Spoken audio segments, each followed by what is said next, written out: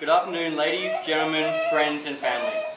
Ma'ayong hapon sa inyong tanan, papos ug patos. Today we are here to celebrate the marriage of my best friend Craig and his beautiful bride Tony. For those of you who don't know me, my name is Peter, and I've been given the honour of being Craig's best man. I'd like to thank you all for being here today, and especially those of you who knew I'd be giving a speech. It was very kind of you to still come. With this great power comes great responsibility, so I'm not going to list all of Craig's many misdemeanours. Mainly because after knowing him for 19 years, most of them will incriminate me as well. I'll start out by asking everyone to welcome Tony's parents and siblings, who have flown 5,474 kilometres all the way from Cagayan de Oro City in the Philippines, and Craig's mother and siblings, who have flown all the way from Hornet.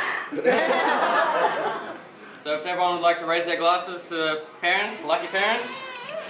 Cheers! Cheers! Tony, you look as beautiful today as I imagined you being when Craig first described you to me. You've been so kind in welcoming me into your house and making me feel part of the family, like having me over for Christmas lunch and taking me out for my birthday dinner. I met Craig when I was around 6 or 7, and together with Liam, the guy I snatched best man from, we have been partners in crime. When we hit high school, Liam and I didn't see Craig for about 2 years. Then one day, on the way to Liam's place after school, there he was, just sitting on the couch on the veranda, and it was like he'd never left. That's the thing about best friends. Doesn't matter how long the time is between seeing them, when you are together, you're family again. And that is what Craig has been to me, a brother. Tony, your parents can rest easy, knowing your husband is a caring, hard-working, funny, and most of all, loyal man. When Craig met Tony, she was all he could talk about. Me, being single at the time, often tried to steer the conversation back towards video games or drinking or whatever movie was on at the time, only to find that somehow our conversation had gone in a circle and he was talking about her again.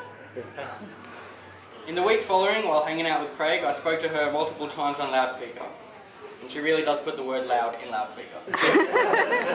And it was easy to see why Craig had fallen for her so hard. A month after Tony and Craig had started dating, Tony told me about a friend of hers who was single and convinced me I should call her. Then,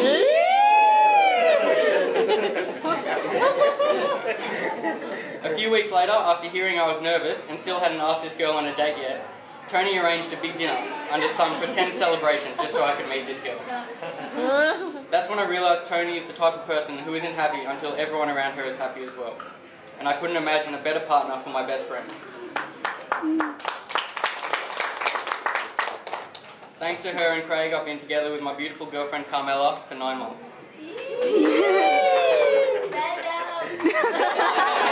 Stand up and be recognized. I can't count the amount of times Craig's helped me or a friend move house. All the times when we've needed him and he has come. All the times he has stood up for me or a friend who was down. And even, most recently, he literally carried me back to his place and set up a bed and made sure I was fine after I'd gotten as drunk as I'd ever been in my life. And even though he was the one pouring the drinks, and I'll never remember that night, I'll also never forget that he made sure I was safe. So let's raise our glasses one more time, toast a happy couple, and thank you for letting me be your best man. Cheers! Well done, Dave. Great.